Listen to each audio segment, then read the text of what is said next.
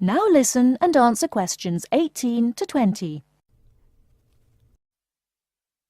Hello, Sue. It's Angelo from Cosmos Travel here.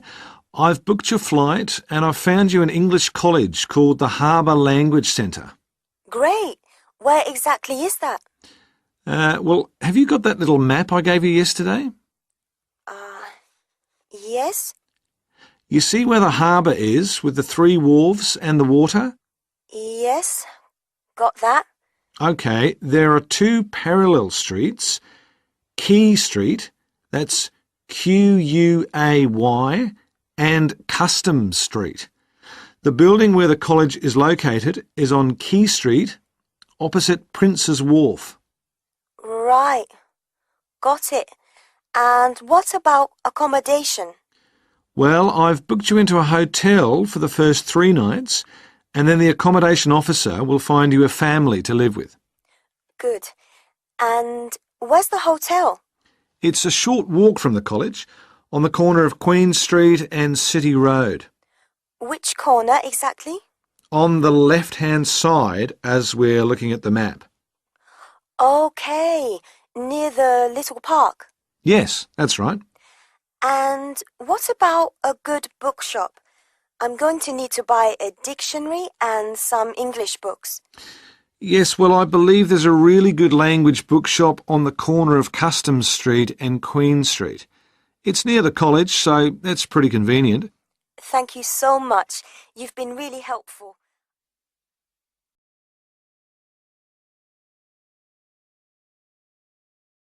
Before you hear the rest of the podcast, you have some time to look at questions 15 to 20.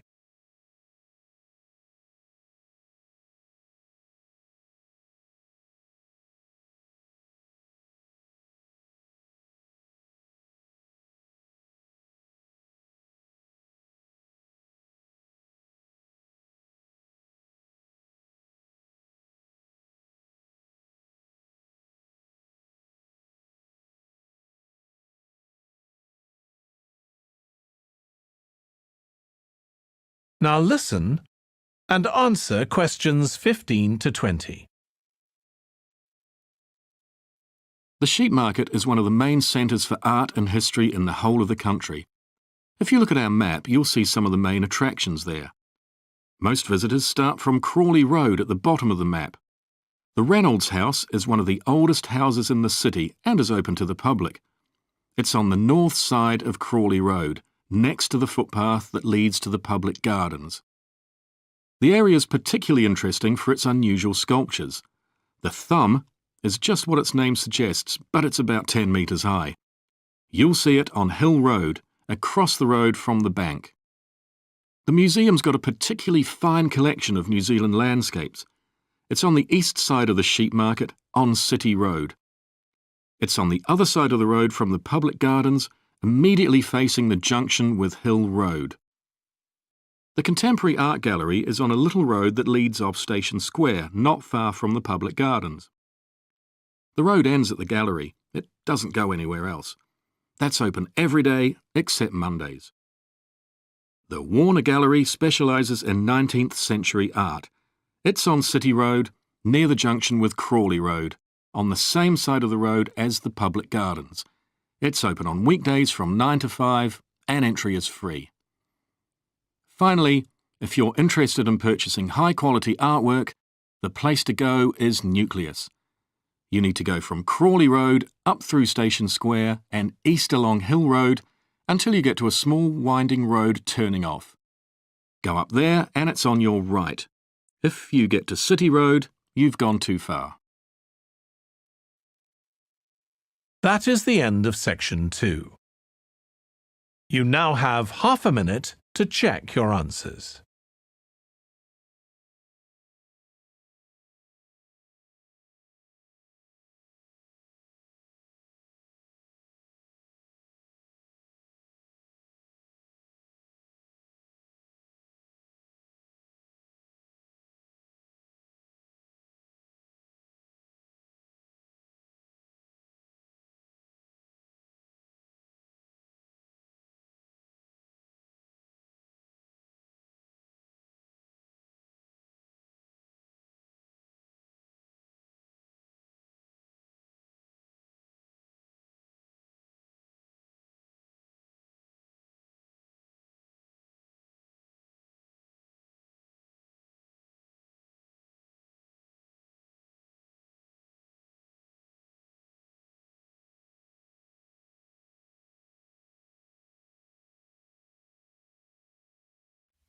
Now answer questions 14 to 20. But let's go back to food. If we begin in Brookville and head north towards Upper Valley in a clockwise direction, passing West Valley on West Road, we cross over Coast Road to come to our first place of interest, Magic Coffee. This is not to be confused with the coffee house, situated opposite on the other side of the valley on the railway line. Magic Coffee is next to the Chocolate Company, which is on the corner. Just past the ice cream shop on the corner of John Street is the fresh produce shop. A little further north we have reached Ford Hill, where we can start our drive southwards along Great Northern Highway following the railway line. First we come to the organic market near the corner of Memorial Avenue, and then to Olive Farm opposite Olive Road. Just before we come to the next street crossing, we see the Honey Pot, which is practically opposite the coffee house. There is another chocolate company which sells nougat as well, just nearby. Following the railway line along Great Northern Highway, we return back to Brookville. Now, as I have said previously, if you only have a few hours to spare, there are several places that you shouldn't miss. The two chocolate places make equally nice chocolate, but the factory has the added bonus of nougat, unlike the company. Of course, everyone loves ice cream, especially unusual flavours such as coffee and nougat, so the ice creamery is definitely worth a visit.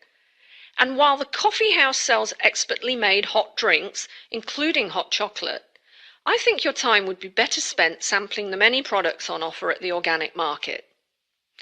Well, I hope you enjoy your time visiting the Valley Food Trail and enjoy all the wonderful local foods on offer.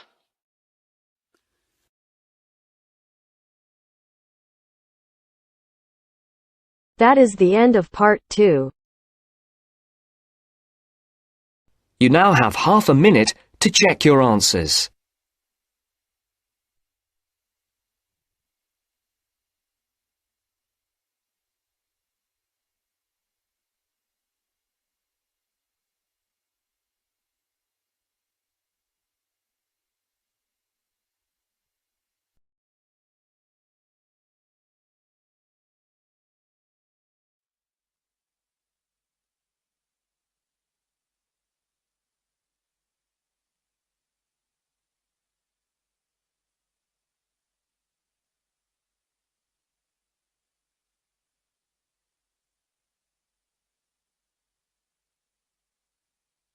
Now listen to the rest of the talk and answer questions 15 to 20.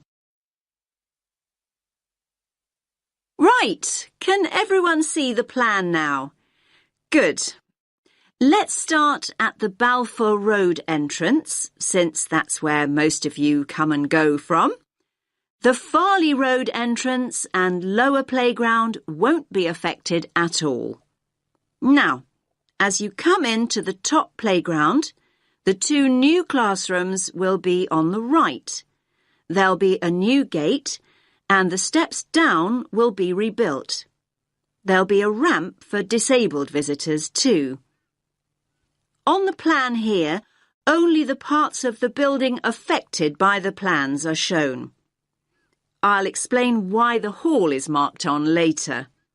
So, as I said, the new classrooms will be to the right of the entrance and, as you can see, will take up very little of the playground space. We feel the Year 6 children need their own area away from the younger children.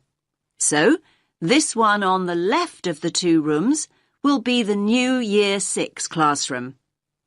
As you can see, there's no direct entrance from the playground.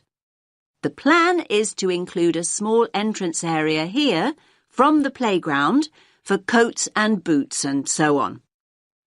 Entrance to the classroom will be from that area. There'll also be an additional entrance to the hall from this cloakroom, so children will be able to get to the hall from two different directions, from inside the main building and from the new entrance area. I hope that's clear. Now, as you all know, the hall doubles up as the cafeteria at lunchtime. One of the rumours I heard was that we're planning to dispense with the cafeteria and open up a snack bar. I can categorically state that replacing healthy school meals with a snack bar is not remotely in our thoughts. The other new classroom, that's the one with the playground entrance here, is going to be an exciting new venture for us. That's because its principal use will be for the preschool and after-school clubs. More and more parents want that facility outside school hours, and we need a dedicated space to run these activities. I think there were also worries about the nursery school, though I'm not really sure why, to be honest with you. I can tell you now that the whole area on the other side of the main school building will be totally unaffected. The nursery will continue operating as it does now. There will be a couple of smaller constructions, modernisation work really, down here on the other side of the top playground. Cycling into school is getting more and more popular, so we're replacing the old bike sheds with a brand new bicycle bay. There'll be space for 60 bikes.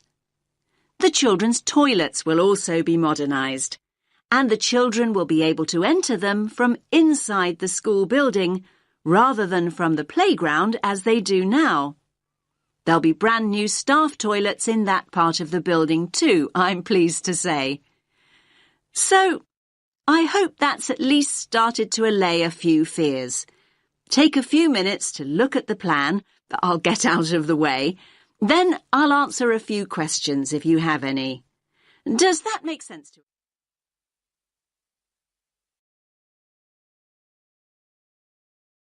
That is the end of part 2. You now have half a minute to check your answers.